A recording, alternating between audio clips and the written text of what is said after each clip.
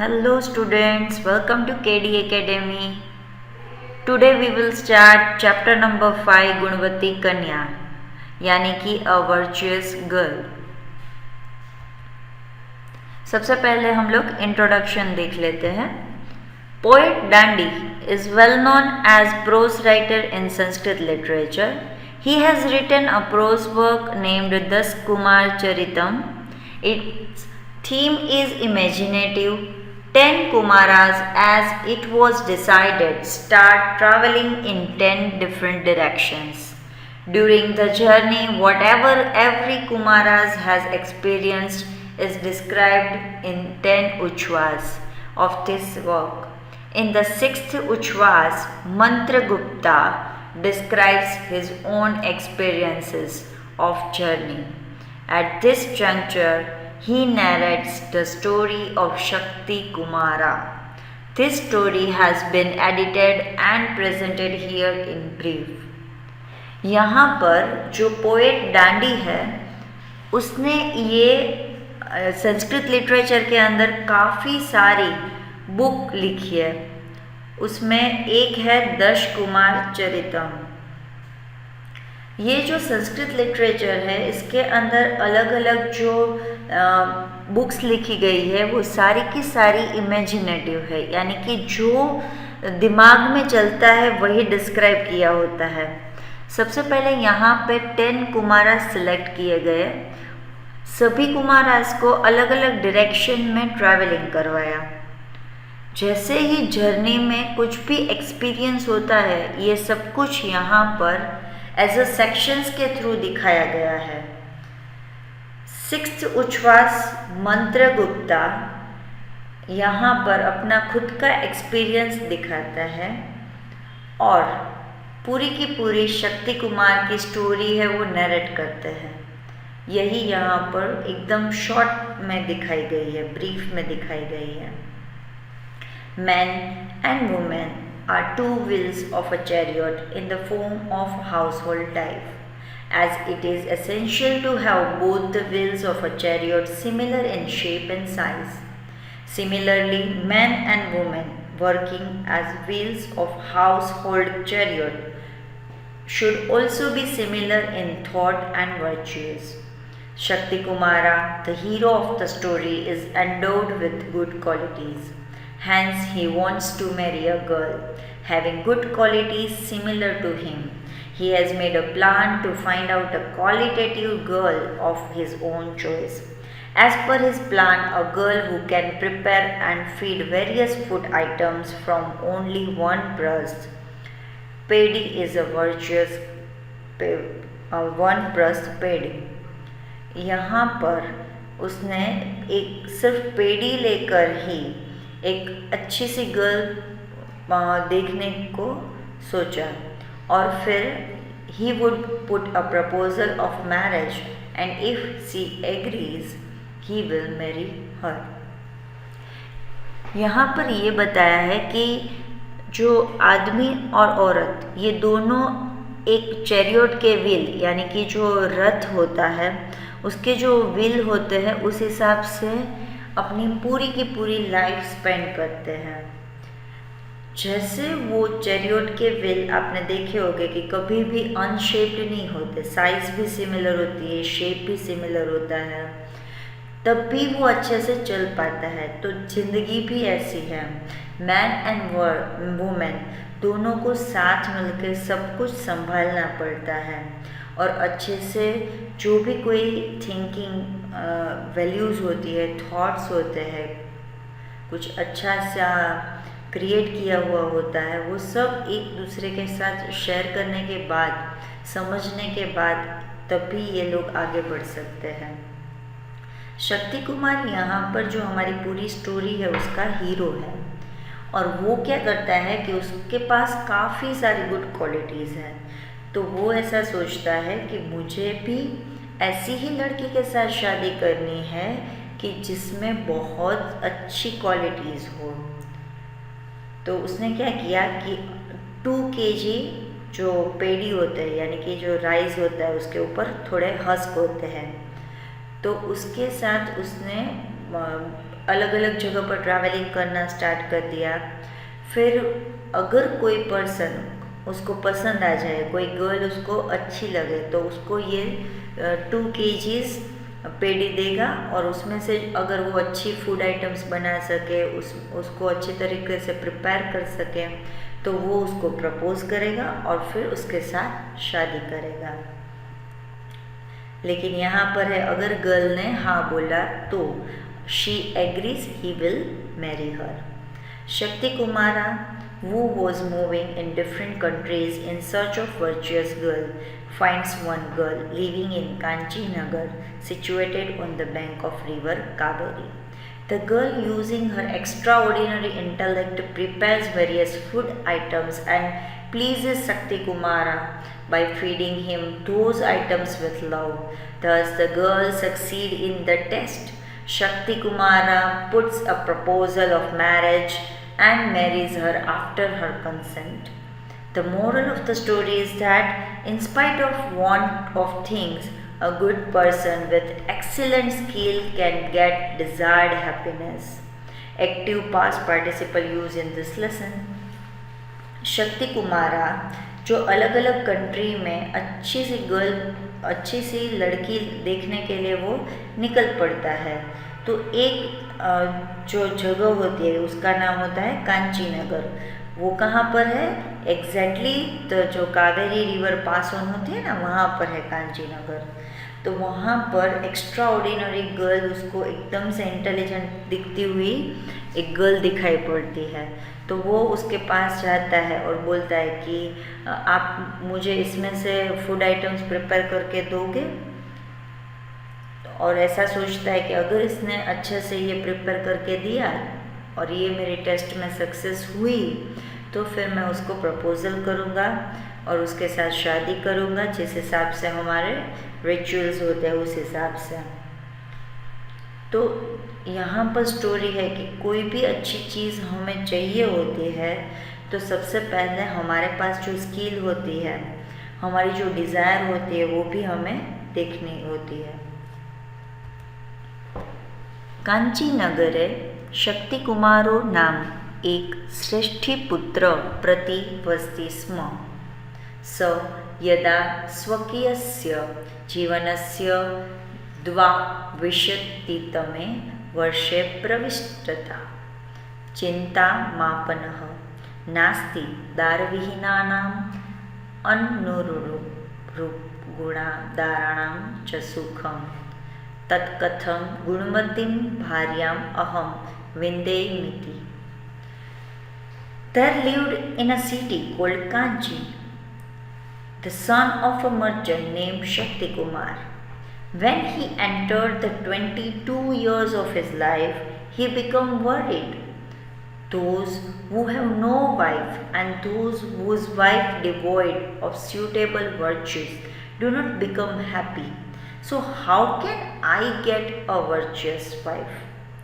यहाँ पर अगर आप चीज़ें देखोगे तो कांची नगर है, तो फिर सिटी कोल्ड कांची आ गया। श्रेष्ठी पुत्र यानी कि जो मर्चेंट का सन है वो, प्रतिवसति स्म यानी कि वो वहाँ पर रहता है। फिर 2020 यानी कि 22 ईयर्स, यानी एक दो वर्ड भी आप संस्कृत के यहाँ पर याद रखोगे तो एग्जाम में इजीली ये पैराग्राफ आप लिख पाओगे। ततः स प्रभुतं विचार्य वस्त्रान्ते पिन्द्वाशाली दारग्रहणाय विविधानां देशानां अभ्रमत। एकदा स कावेरी तीरपतने समागतः। अत्र सः कूपे विरलभूषणां कुमारी मेकाम् अपश्यत्। तस्यां रूपसम्पदाभिभूतः शोचिन्तयत् आकृष्टं मे हृदयम् अस्यम्। तदेतां परीक्ष्य विवाहप्रस्तावं कृत्वा तस्यां स्मतो उद्रहामि।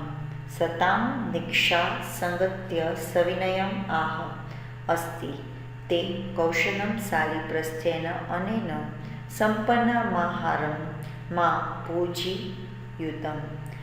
यानी कि जो कांची नगर पर वो एंटर होता है जब अपने 22 ईयर्स में वो होता है तब, तो शक्ति कुमार ऐसे ही कांची नगर में प्रवेशता है और फिर वहाँ पर अपने पास उसने वेस्ट पर 2 kg राइस रखे यानी कि पेड़ी रखे हैं।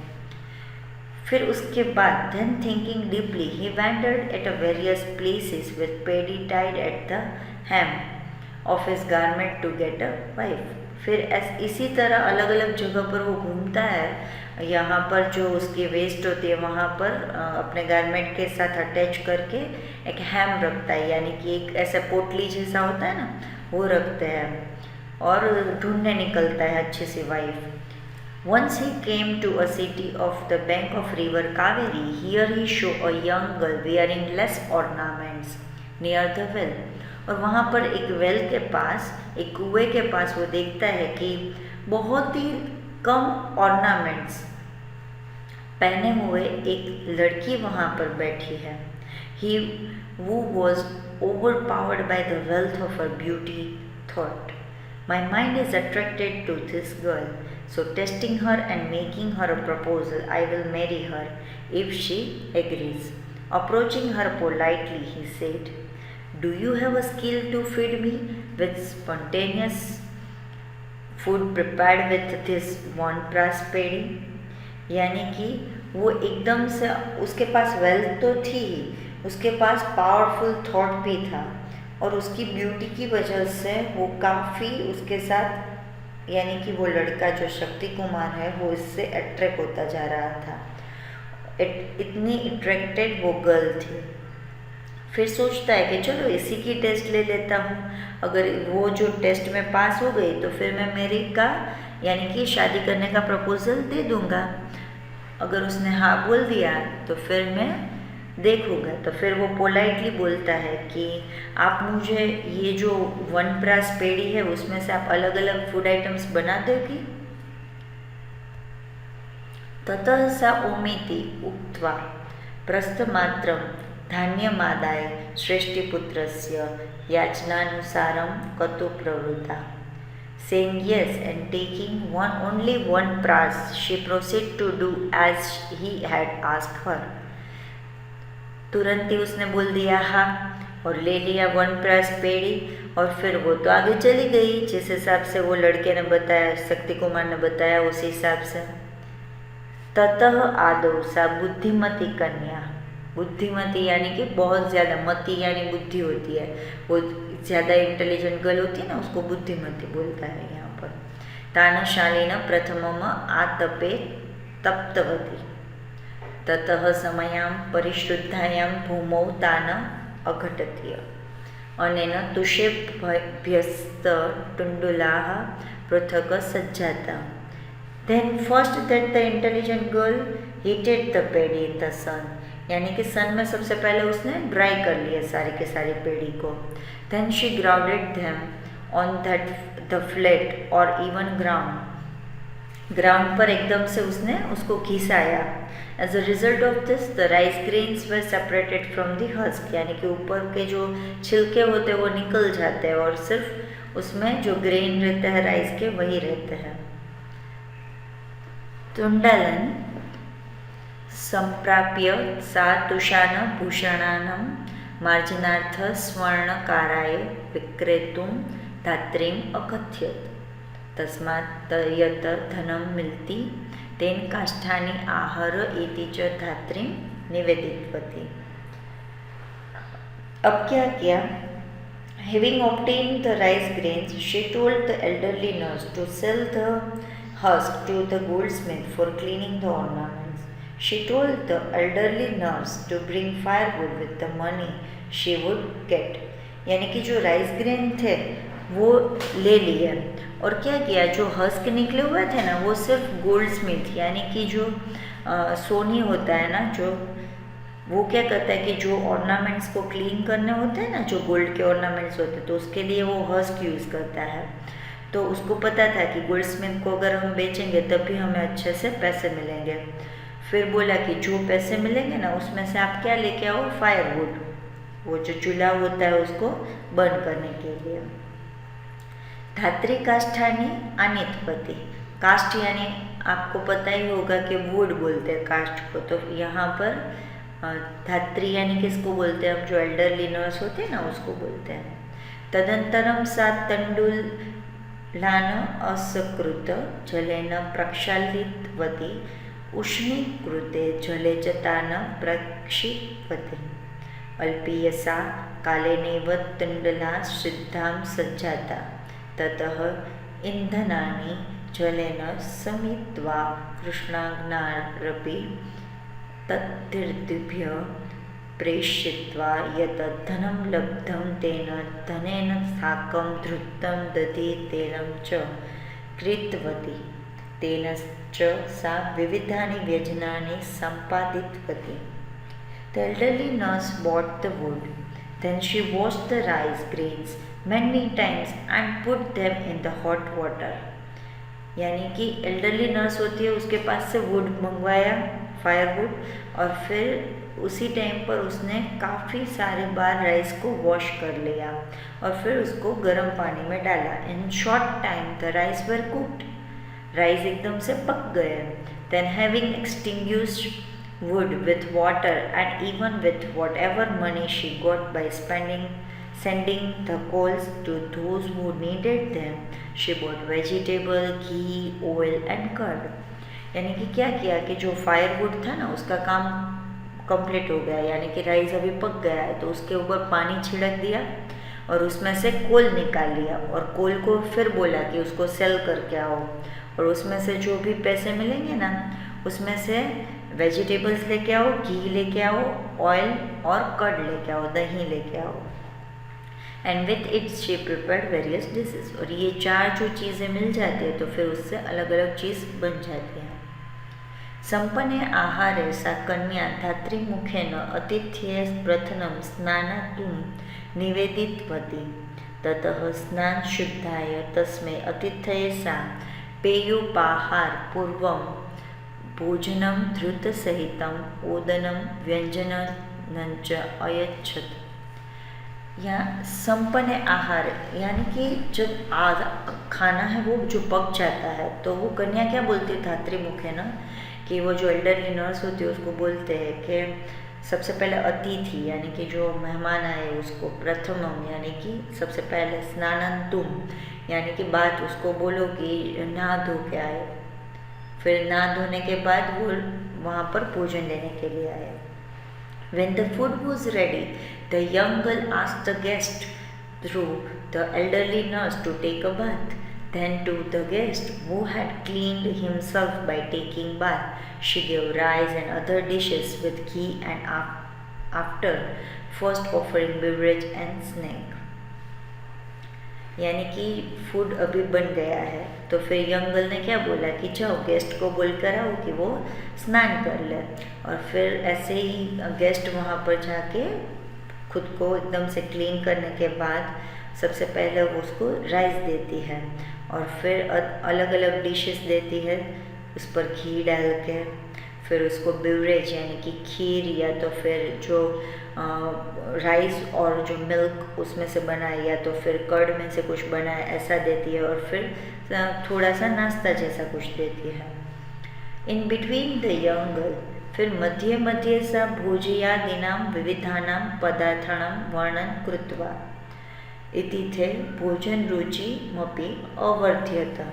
भुक्ते तु तस्मिन् अतिथ्यो तया ताम्बूलस्यापि व्यवस्था कृता। एवं स्वकीयया गुणसम्पदा प्रस्थपरिमितेन धान्येन विविधानि व्यञ्जनानि विरचितवतीं कन्यां प्रति समाकुष्ट शक्तिकुमारविवाहस्य प्रस्तावं कृतवान्। कन्यया स्वीकृत्य प्रस्तावेन तां विविधवधूपयम्य स्वनगरं मयतु। मध्य मध्य यानी कि बीच बीच में भोजयादीनां विविधानां पदार्थानां वर्णनं कृत्वा यानी कि अतिथि को विविध यानी कि डिफरेंट पदार्थ यानी कि थिंग भोजन यानी कि खाने में जो कुछ भी बनाया है ना उसमें रुचि बरकरार रहे उसी हिसाब से वो उसका डिस्क्रिप्शन भी देने लगी।